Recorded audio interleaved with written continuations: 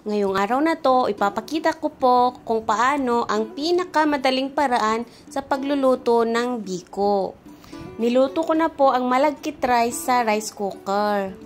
Dapat hindi fully cook ang ating sticky rice para hindi siya magmumukhang overcook pag inilagay natin siya sa syrup. Ito po yung pinapakuluan natin na coconut milk at saka brown sugar. Mas maganda po kung brown sugar ang gagamitin natin kasi yung sa kulay. Pag malapot na po ang pinapakuluang gata, ilagay na po ang lutong kanin.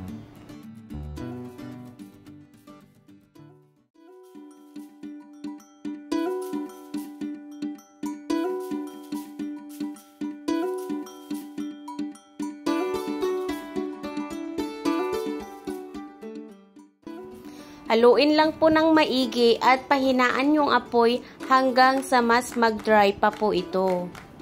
At pagkatapos ng ilang minuto, luto na po ang ating sticky rice at lumilitaw na din po ang coconut oil. So yan lang po for today. Thank you so much for watching. See you again on my next vlog. Bye!